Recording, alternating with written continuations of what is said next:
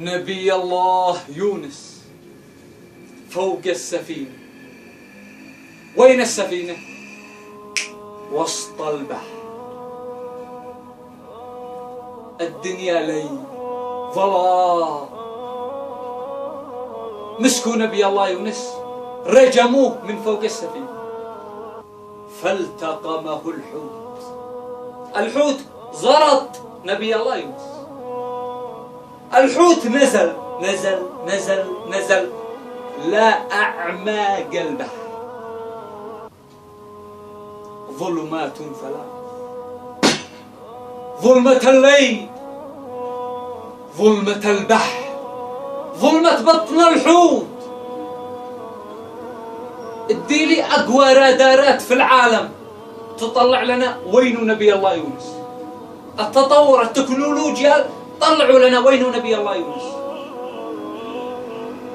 فنادى في الظلمات أن لا إله إلا أنت سبحانك إني كنت من الظالمين.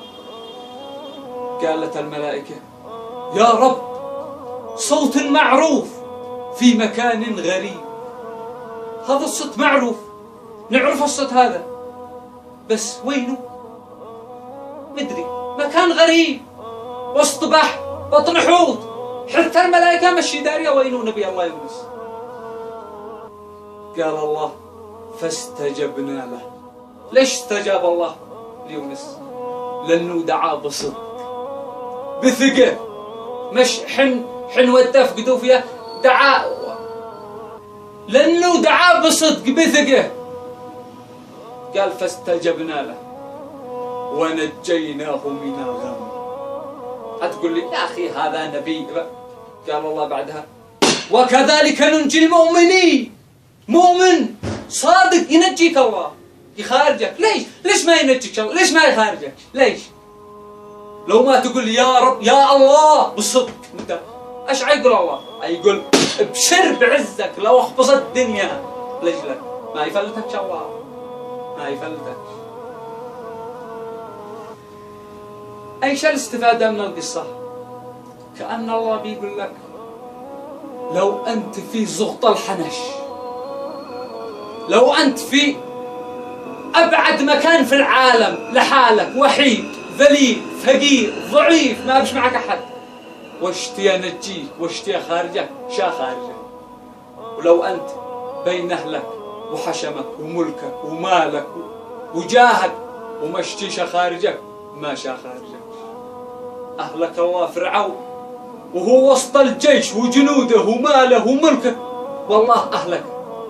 ونجى يونس وهو لحاله فقير ضعيف في بطن حوت، ما بش معه، ما فعل الله، نجاه. ومن أسباب النجاة، من أسباب نجاة نبي الله يونس ايش؟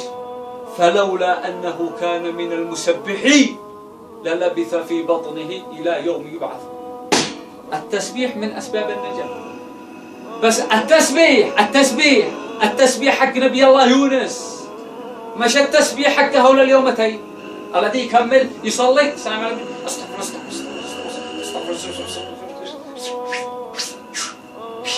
استغفر صفر. ما هو على من بتضحك؟ ما هو تسبيح يا أخي. هي عبادة، ما هيش لعبة، هي عبادة. سبح مرة واحدة سبحان الله وانت بتستشعرها، بتتأملها، بتستشعر عظمة الله، تبصر الجبال، السماء، الأرض، نفسك كيف خلقني الله. سبحان الله، سبحان واحدة أحسن من إنك تسبح طول اليوم وأنت ماشي دائما. سبح واقرأ قرآن واذكر الله وصلي بإخلاص. ما هوش الله مرع لصلاتك وتسبيحك. سبح بصدق علشان يقبلها الله. والسلام عليكم ورحمة الله وبركاته. افعل اشتراك يا سيد الناس هي، وفعل الجرس يا غالي، فعل الجرس.